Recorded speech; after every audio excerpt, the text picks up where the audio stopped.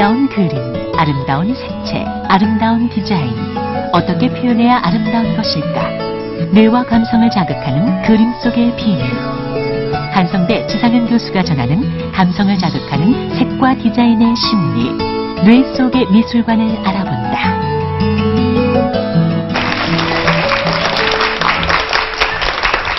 네, 시대와 유행에 따라서 바뀌는 아름다움들도 많지만요. 좀 최고의 아름다움으로 오랫동안 존재하는 것들이 있거든요. 어떻게 보시는지요? 예, 레오나르도 다빈치의 그림이라든가 네. 미켈란젤로의 그림 같이 시대를 넘어서서 계속 아름다움을 발산하는 것들이 있습니다. 그래서 이제 사람들이 가끔 이제 혼동을 하는 것들이 아름다움이라는 것들은 주관적인 거 아니냐. 네.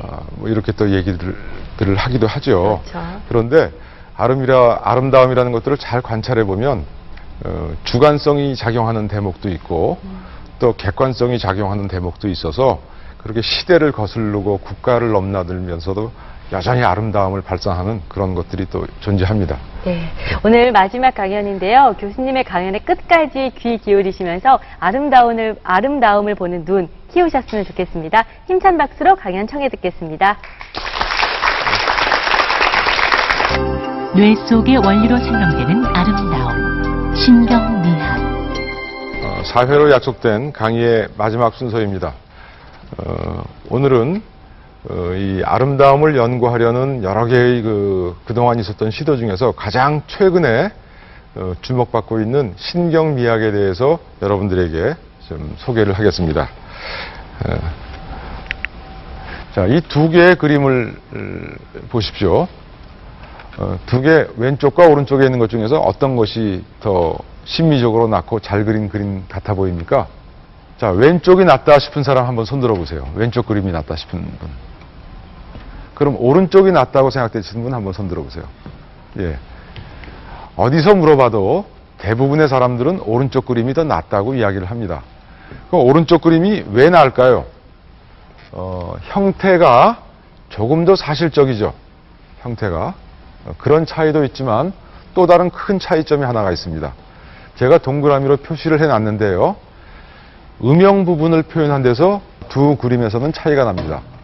오른쪽 그림을 보면 밝은 면과 어두운 면이 만나는 부분을 강조를 해놨습니다. 보세요. 그렇죠? 그런데 왼쪽은 그렇지 않고 그냥 부드럽게 넘어가죠. 뒤에 있는 옷의 주름이라든가 팔의 근육 같은 데서도 계속 그런 차이가 반복이 됩니다.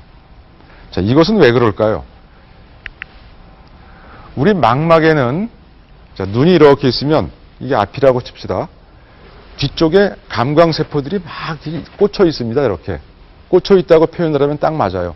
수많은 감광세포들이 꽂혀 있고 우리가 보면 빛이 들어오게 되면 감광세포들은 흥분을 해서 그 빛의 밝기만큼의 신호를 밝은 빛이 들어오면 강한 신호를 약한 빛이 들어오면 그만큼 약한 신호를 뇌로 보냅니다.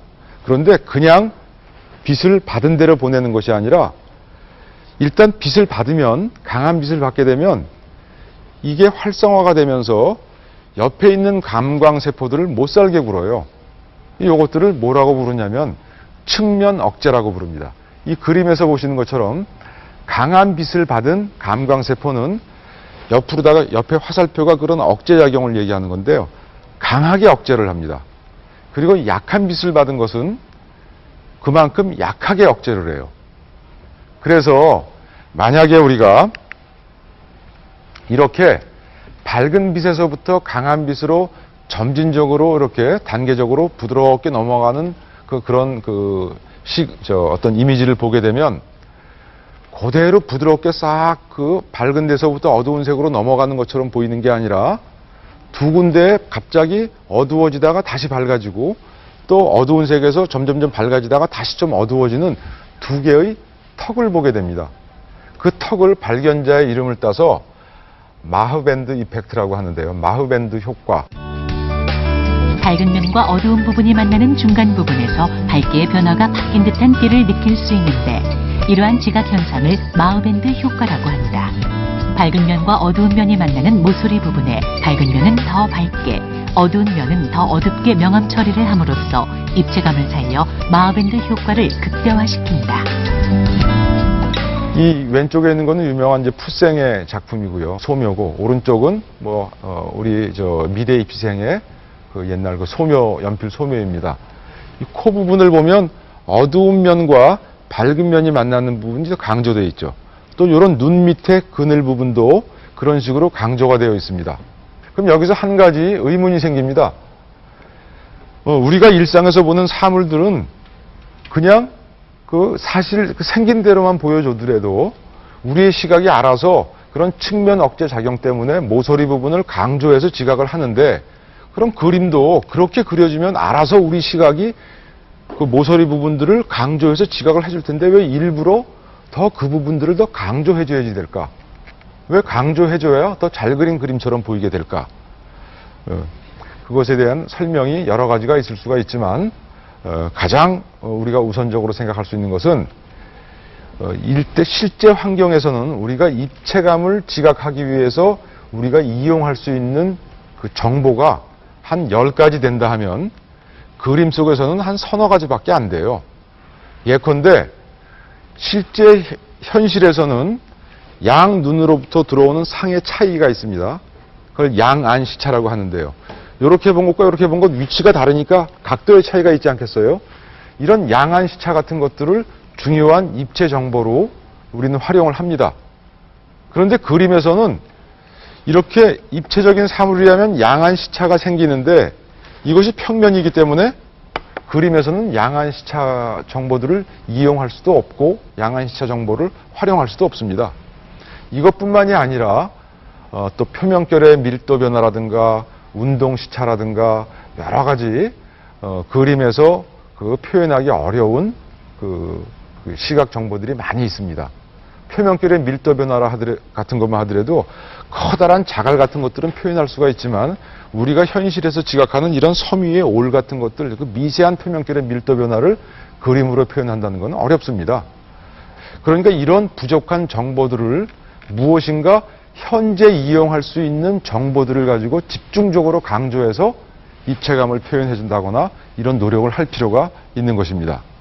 풋성의 그림에서도 보면 코 밑에 그림자가 밝은 면과 만나는 부분에서 좀 강조가 됐죠.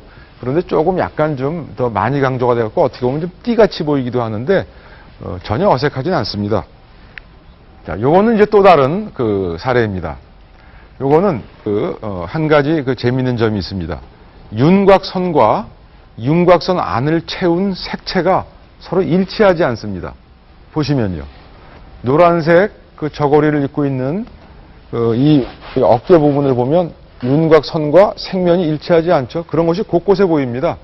위에 있는 뭐 양반탈도 그렇고 다 보면 이렇게 색면과 조금씩이 어긋나 있어요.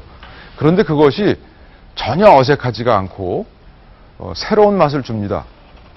우리가 사람을 그리다가 선이 좀 삐끗하면 이런 실수를 하게 되면 뭔가 삐끗하면 어긋나고 그 그림은 보기 싫어지는데 왜 이런 어긋남은 그렇게 보기 흉하지가 않고 새로운 느낌을 줄 수 있을까요? 이런 이유 때문에 그렇습니다. 우리 눈에서부터 대뇌 이 뇌로 가는 시각 통로는 3개의 통로로 구성되어 있습니다. 그 통로 각각을 부르는 명칭은 사람에 따라 조금씩 다르고 맥락에 따라 다른데요. 하나는 모양 정보를 처리하는 통로입니다. 그리고 또 다른 것은 색상 정보를 처리하는 통로고요. 또한 통로는 깊이감 및 운동 정보를 처리하는 통로라고 부릅니다. 이걸 똑같은 것들을 다른 표현으로다가 하나는 밝기 정보를 처리하는 통로라고도 하고 색상 정보를 처리하는 통로라고도 하고 이 세 번째 통로는 양안 단선 및 깊이 지각을 처리하는 통로 이렇게 부르기도 합니다. 그런데 우리가 지금 요거 세 번째 거는 설명할 이유가 없어요. 저희는 지금 운동감과 관련된 것이 아니니까 그림만 정지되어 있는 그림만 보는 거니까 요 2개만 놓고 보면 이 모양 정보를 처리하는 통로는 밝기 정보들만 처리합니다. 그리고 해상도가 굉장히 높아요.